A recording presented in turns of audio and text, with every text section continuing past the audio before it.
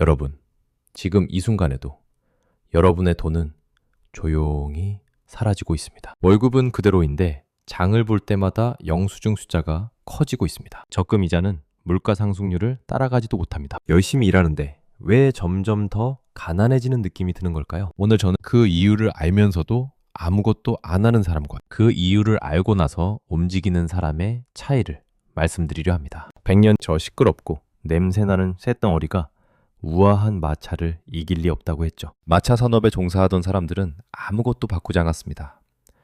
결과는 아시죠? 말들은 자동차가 세상을 지배했습니다. 지금 우리 앞에도 똑같은 분기점이 와 있습니다. 그런데 이번엔 자동차가 아닙니다. 훨씬 더 거대한 변화입니다. 지금 여러분 손에 들려있는 스마트폰, 그 사각형 유리덩어리가 3년 안에 구시대의 유물이 될 수 있다면 어떻겠습니까? 말도 안 된다고 생각하시죠? 밥 먹을 때도, 화장실 갈 때도, 잠들기 직전까지 몸의 일부처럼 붙어 있는 이 스마트폰이 사라진다고요?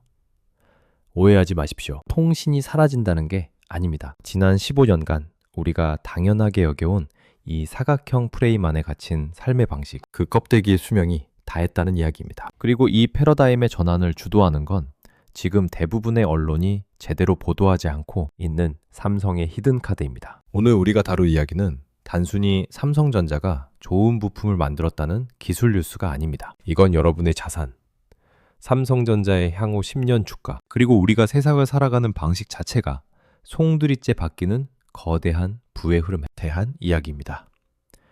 TV 경제 뉴스는 오늘도 여러분에게 괜찮다고 말할 겁니다. 전문가들은 스튜디오에 앉아 안정적이라는 말을 반복할 겁니다. 하지만 그 방송이 끝난 뒤, 카메라가 꺼진 뒤, 진짜 큰 손들은 무엇을 하고 있을까요? 여러분이 TV를 보는 바로 그 순간, 외국인 투자자들은 삼성전자를 단 일주일 만에 3조 원어치 이상 사들였습니다. 오늘 저는 그 움직임의 이유를 여러분께 보여드리겠습니다. 준비되셨습니까? 삼성전자 2025년 4분기 실적을 보셨습니까? 매출 93조 8천억 원, 역대 최대 분기 매출입니다. 영업이익은 20조 1천억 원으로 전년 동기 대비 209% 폭증했습니다. 증권가 2025년 연간 영업이익 43조 5천억 원의 4배에 가까운 수치입니다. 전 세계 시장이 경악했습니다. 하지만 우리가 진짜 주목해야 할 포인트는 그 숫자가 아닙니다. 바로 그냥 통신칩 하나 새로 나온 거 아니냐고요. 그건 빙산의 일각만 보는 겁니다. 이 칩은 단순한 부품이 아닙니다. 일론 머스크가 구축한 스타링크 위성망과 직접 동기화되어 지구 어느 외딴 곳에서도 연결의 단절이라는 개념 자체를 지워버리는 디지털 고속도로의 마스터키입니다. 국내외 주요 증권사들이 삼성전자 목표 주가를 최대 26만 원까지 상향 조정하고 있습니다. 2026년 2월 현재 주가가 20만 원 선에서 거래되고 있으니 목표 주가까지 30% 이상의 추가 상승 여력이 있다는 이야기입니다. 도대체 왜일까요? 이 작은 칩이 스마트폰 시대를 강제로 종료시키고 우리 몸에 걸치는 웨어러블 기기가 주인공이 되는 새로운 세상의 트리거가 되기 때문입니다. 한번 갑자기 급한 업무 연락을 받아야 하는데 화면 왼쪽 위에 서비스 없음이라는 글자가 뜹니다. 등 뒤로 식은땀이 흐르는 그 공포 느껴보신 적 있으시죠? 이게 바로 우리가 지난 40년간 의존해온 지상 기지국 방식의 치명적인 한계입니다. 전 세계 육지의 절반 이상은 여전히 인터넷이 닿지 않는 사각지대입니다. 그런데 삼성의 엑시노스 5400은 이 상식을 완전히 무너뜨립니다. 이제 지구 궤도 위를 도는 위성과 내 팔목 위의 기기가 실시간으로 데이터를 주고받기 때문입니다. 주머니를 무겁게 만들던 기기가 사라지고 공기처럼 통신이 편지하는 앰비언트 컴퓨팅에 막이 오르는 순간입니다. 여러분은 그래도 화면이 큰 스마트폰이 편하지 않겠냐고 반박하고 싶으실 겁니다. 하지만 과거를 돌아보십시오. 우리가 커다란 데스크톱 PC를 버리고 노트북으로 다시 스마트폰으로 넘어왔을 때도 반응은 똑같았습니다. 이 작은 화면으로 어떻게 일을 해? 라고들 했죠. 하지만 결과는 어땠습니까? 인간은 결국 더 가볍고 더 자유로운 쪽으로 움직이게 되어 있습니다. 삼성이 노리는 건 바로 그 지점입니다. 하드웨어의 형태가 사라지는 세상에서 모든 초연결의 심장부인 반도체 패권을 주겠다는 야망입니다. 자, 이제 이 칩의 실체를 정밀하게 해부해 보겠습니다. 기계에 큰 관심 없는 분들은 모뎀 칩 하나 바뀐 게 뭐가 그렇게 대수냐고 하실 수 있습니다. 하지만 이건 그냥 부품 하나 갈아 끼운 수준이 아닙니다. 재래식 동력을 버리고 차세대 초고성능 추진력을 장착한 것과 다름없습니다. 위성통신이라는 게 말은 쉽지만 기술적으로는 거의 불가능에 가까운 영역이었습니다. 한번 머릿속으로 그려보십시오. 지상 600km 위에서 시속 27,000km라는 초월적인 속도로 이동하는 위성을 향해 내 손가락만한 기기에서 신호를 오차없이 전달합니다. 이건 시속 500km로 달리는 자기 부상 열차 안에서 창밖으로 실을 던져 마주오는 열차의 바늘구멍에 꿰는 것만큼이나 극악의 난이도입니다. 과거에는 이걸 위해 거대한 수신기와 폭발적인 전력 소모, 그로 인한 발열을 감당해야만 했습니다. 그런데 삼성은 이걸 어떻게 해결했을까요? 전문가들이 콜드칩이라 부르는 기술이 등장합니다. 삼성이 자랑하는 4나노 초미세 공정으로 이 칩을 깎아냈는데 이 초정밀 공정 덕분에 칩은 방대한 연산을 처리하면서도 온도를 차갑게 유지합니다. 보통 위성 데이터를 처리하면 기기가 과열되어 시스템이 멈추기 마련입니다. 하지만 엑시노스 5400은 얼음 같은 냉정함을 유지하며 통신을 이어갑니다. 이것이 콜드칩의 핵심입니다. 덕분에 부피가 작은 워치나 스마트링에서도 우주 통신이 가능한 물리적 한계를 극복해낸 것입니다. 여기에 더해 이 칩 안에는 아주 영리한 AI 비서가 하나 들어있습니다. 전용 신정망 처리 장치입니다. 위성이 엄청난 속도로 지나갈 때 발생하는 도플러 효과, 신호가 일그러지는 현상이 있습니다. 기존 기술로는 이걸 잡으려고 폰을 하늘 위로 들고 흔들어야 했습니다. 제발 연결 좀 되라고 빌면서 말이죠. 하지만 이 지능형 칩은 AI가 위성의 비행 궤적을 찰나의 순간에 계산합니다. 위성이 나타날 길목을 미리 파악하고 데이터를 선제적으로 잡아내는 방식입니다. 기존 격렬한 운동 중에도 우주와의 연결은 끊어지지 않습니다. 보안이 걱정되시는 분들도 계시죠? 위성으로 삼성 이 칩 미래의 어떤 해킹 기술로도 뚫을 수 없는 철옹성을 칩 자체에 내장한 겁니다. 발열도 없고 끊김도 없고 보안 구멍도 없는 우주 통신 칩의 독점적 양산 체제를 삼성이 전 세계에 선포한 셈입니다. 그런데 여기서 냉정하게 한 가지 질문을 던져야 합니다. 아무리 완벽한 칩이 있어도 하늘에 위성이 없으면 무용지물이 아닙니까?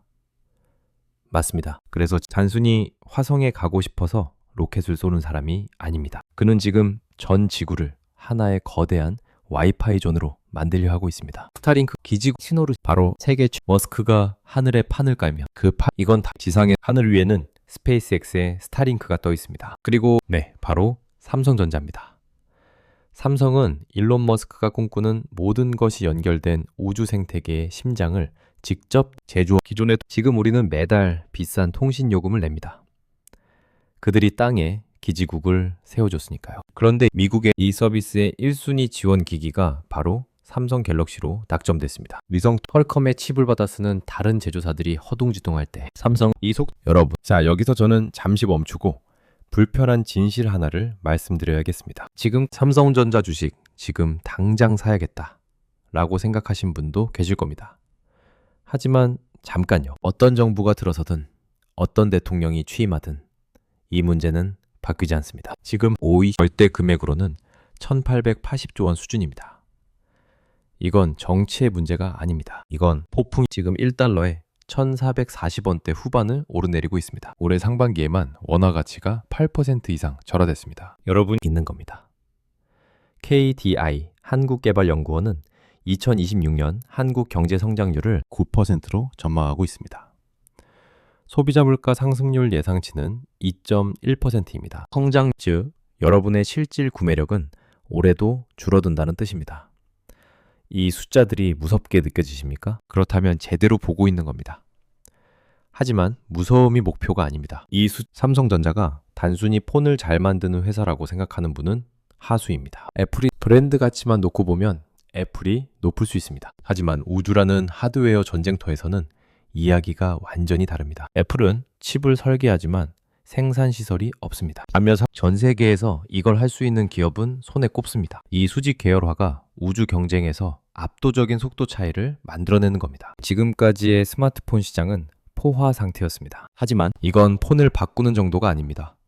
삶의 인프라 자체를 바꾸는 일입니다. 산간 오지에서 농사를 짓든 사막에서 자율주행차를 타든 삼성이 2026년 갤럭시 언팩 현장을 상상해 보십시오. 무대 위 그저 팔목에 감긴 워치 하나로 지구 반대편과 수정처럼 맑은 영상통화를 시연합니다. 객석 내가 지금 들고 있는 이 폰이 이미 구시대의 물건이 되어버렸구나 하는 깨달음입니다. 새로운 폰을 험준한 이것이 기기 독립의 시작입니다.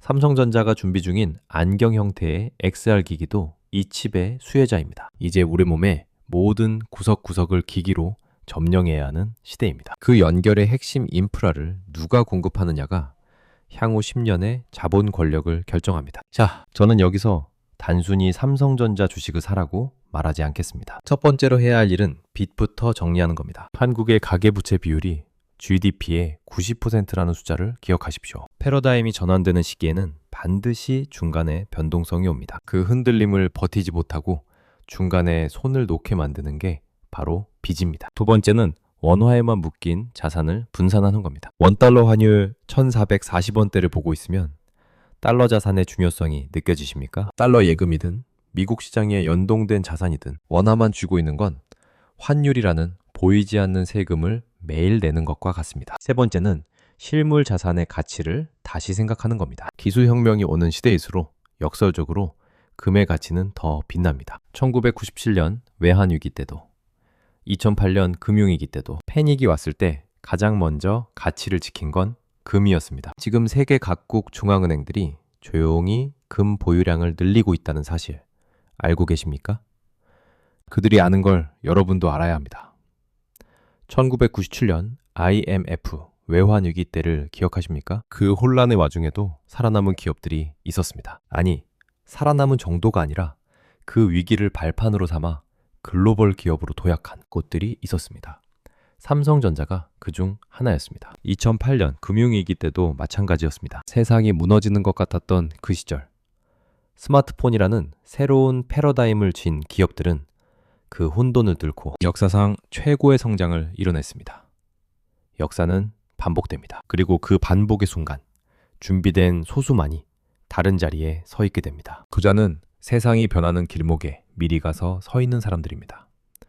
그들은 지금 조용합니다. 떠들지 않습니다. 방송에 나와서 사라고 외치지 않습니다. 그냥 조용히 자기 포지션을 쌓아가고 있습니다. 삼성전자가 우주로 향하는 데이터의 관문을 장악한 회사가 되고 있다고 읽어내는 분들, 그 생태계 전체에서 돈의 흐름을 보는 분들, 그리고 그 기회를 잡을 수 있는 체력을, 빚을 줄이고 자산을 분산하며 미리 준비하는 분들, 이분들이 진짜 부의 파도를 타는 고수들입니다.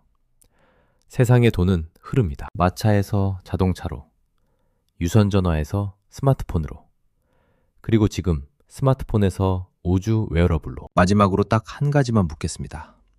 삼성전자 목표 주가 26만 원에 도달하는 그날, 여러분은 그 파도 위에 올라타 있을 사람입니까? 아니면 그날 뉴스를 보며 그때 살 걸을 되뇌는 사람입니까? 선택은 지금 이 순간 여러분의 손에 있습니다.